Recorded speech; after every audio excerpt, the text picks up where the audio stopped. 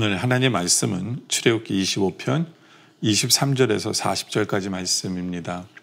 너는 조각목으로 상을 만들되 길이는 2규빗, 너비는 1규빗, 높이는 1규빗 반이 되게 하고 순금으로 싸고 주위에 금테를 두르고 그 주위에 손바닥 넓이만한 턱을 만들고 그 턱 주위에 금으로 테를 만들고 그것을 위하여 금고리 4셋을 만들어 그 4발이 4모퉁이에 달되 턱 곁에 붙이라.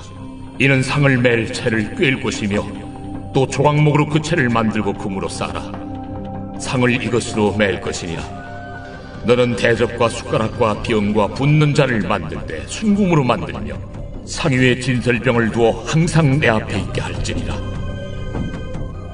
너는 순금으로 등잔대를 쳐 만들되 그 밑판과 줄기와 잔과 꽃받침과 꽃을 한 덩어리로 연결하고 가지 6을 등잔대 곁에서 나오게 하되 다른 3가지는 이쪽으로 나오고 다른 3가지는 저쪽으로 나오게 하며 이쪽 가지에 살구꽃 형상의 잔 셋과 꽃받침과 꽃이 있게 하고 저쪽 가지에도 살구꽃 형상의 잔 셋과 꽃받침과 꽃이 있게 하여 등잔대에서 나온 가지 6을 갖게 할지며 등잔대 줄기에는 살구꽃 형상의 잔 4과 꽃받침과 꽃이 있게 하고 등잔대에서 나온 가지 6을 위하여 꽃받침이 있게 하되 2가지 아래에 한 꽃받침이 있어 줄기와 연결하며 또 2가지 아래에 한 꽃받침이 있어 줄기와 연결하며 또 2가지 아래에 한 꽃받침이 있어 줄기와 연결하게 하고 그 꽃받침과 가지를 줄기와 연결하여 전부를 순금으로 쳐 만들고 등잔 7을 만들어 그 위에 두어 앞을 비추게 하며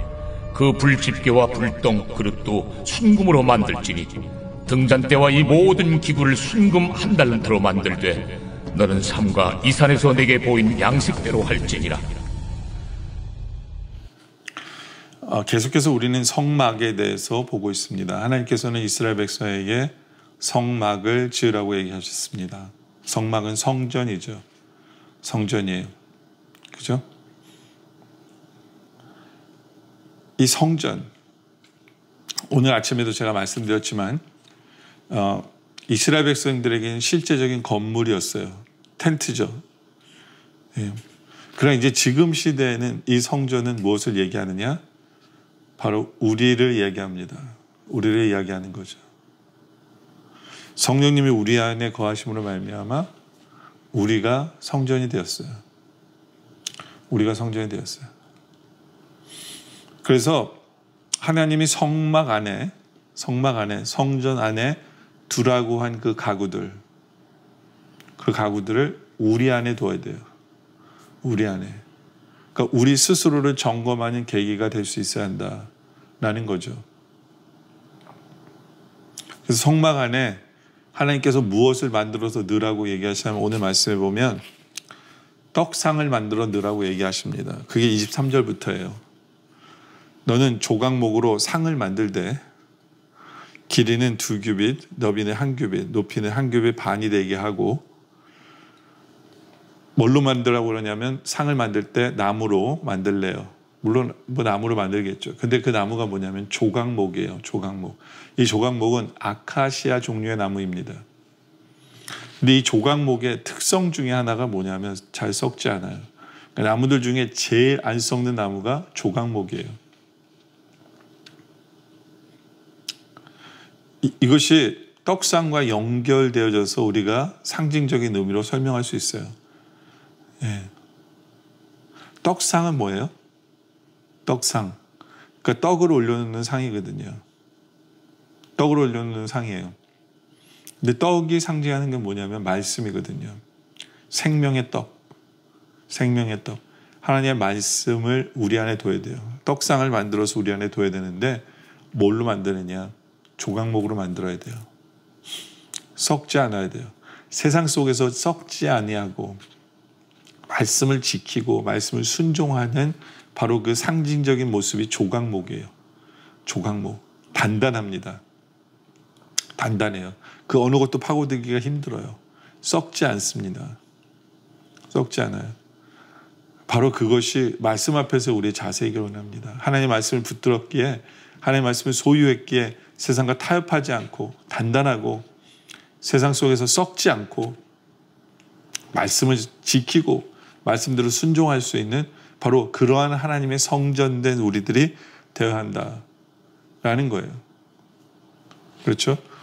그리고 24절에 보면 순금으로 싸고 주위에 금태를 두르고, 이 성전에 쓰이는 가구들 중에 금으로 싼 게 굉장히 많습니다. 이 금은 무엇을 상징하냐면 신성을 얘기해요. 신성. 네. 하나님이 주신 것을 상징합니다. 그러니까 말씀도 뭐예요? 말씀도 하나님이 우리에게 주신 거예요. 하나님의 말씀. 그러니까 귀한 거예요. 금보다 더 귀한 거겠죠. 그렇죠? 하나님의 말씀을 귀하게 여겨야 돼요. 하나님의 말씀을 감사히 여겨야 돼요. 하나님의 말씀을 감사하게 여겨야 돼요. 소중하게 여기며 내가 간직해야 되는 것. 그것이 바로 하나님의 말씀이다 라는 거예요. 그리고 그 주위에 손바닥 넓이만한 턱을 만들어 그 턱 주에 금으로 태를 만들고, 상에 턱이 있어요. 왜요? 떨어지지 않도록 하기 위해서, 받칠 수 있도록, 미끄러져 나가지 않도록 하기 위해서 턱을 만든 거예요. 하나님의 말씀은 우리 안에서 미끄러져 나가서는 안 돼요. 어떻게든지 그 말씀을 우리가 붙들고 묵상하고 소유하며 살아야 되는 것. 바로 그것을 상징하는 거예요. 우리 안에 말씀을 두고 귀하게 여기고, 말씀을 놓치지 않고 붙들고 살아가는 바로 그러한 것을 상징적으로 이렇게 말씀하는 거죠.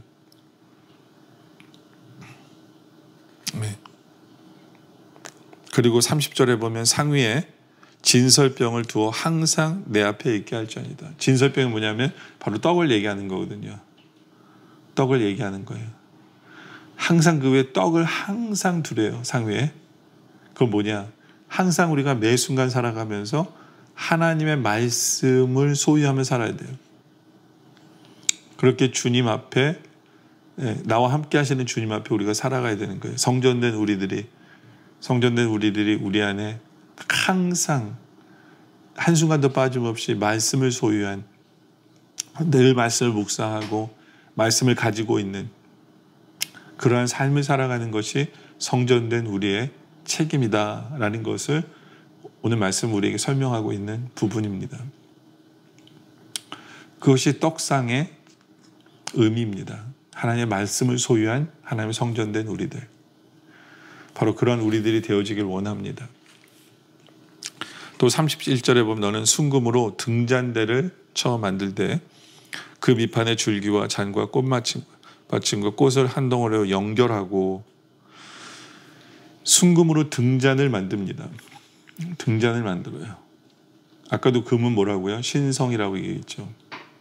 하나님 우리에게 주신 것. 이 등은 무엇을 상징하냐면 성령님을 상징합니다. 성령님을 상징해요. 여러분들이 성막을 이렇게 상상을 해보면 아시겠지만, 성막 안에 들어가면 창문이 없어요. 깜깜합니다. 유일하게 빛의 소스가 뭐냐면 바로 이 등대예요. 등대입니다. 근데 이 등대가 32절에 보면 가지 6을 등잔대 곁에서 나오게 하고, 다른 3가지는 이쪽으로, 다른 3쪽은 저쪽으로. 그러니까 원래 등대가 이렇게 있잖아요. 그럼 3개가 나오고 3개가 나와서 전체가 7가지가 되는 거죠. 그죠? 이 7이라는 숫자는 완전한 숫자예요. 다시 말해서 완전하신 성령님을 우리에게 상징합니다. 완전하신 성령님. 바로 성령님께서 빛을 비춰주시는 것을 상징하는 거예요. 성막 안에 들어가면 성막 안에는 2개의 가구가 있어요. 하나는 떡상이에요. 오늘 본 것처럼. 또 나중에 보겠지만 분향단이 있어요. 그 2가지를 비춰줍니다. 분향단은 기도를 상징하는 거거든요. 성령님이 하시는 일이 뭐냐면 우리 안에서 불을 밝히셔서 우리가 소유한 그 말씀을 밝혀주세요.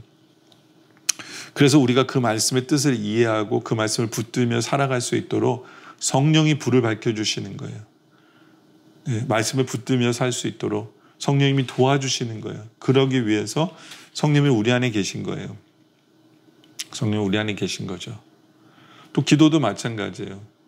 기도에 빛을 붙여주셔서 기도의 제목을 주시고 기도하게 하시고 하는 그것이 바로 누구의 도움이 필요하냐면 바로 성령님의 도움이 필요한 거예요. 성령님께서 빛을 비춰주셔야 돼요. 바로 그것이 상징하는 거예요. 그러니까 여러분들 우리 안에는 예수를 믿는 그 순간부터 성령님이 우리 안에 거하십니다. 성령님이 우리 안에 거하세요. 이제 우리 할 일은 성령님을 의지하는 거예요. 성령님께서 비춰주시는 그 빛을 바라보는 거예요. 말씀도 항상 성령님께서 비춰주시는 그 말씀으로 받기를 소원하는, 내 생각이 아니라 성령님께서 비춰주시는 그 빛으로 볼 수 있기를, 기도도 성령님께서 주시는 기도의 제목이 무엇인가를 깨달아 알기를 소원하는, 바로 그러한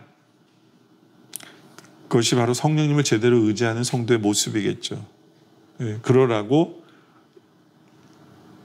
이걸 주신 거예요. 그렇기 때문에 항상 내 안에 계신 성령님, 성령님의 임재 속에서 내가 살아가고 있는가를 생각해 보길 원합니다. 성령님은 이미 우리 속에 계세요. 예수를 믿는 순간부터.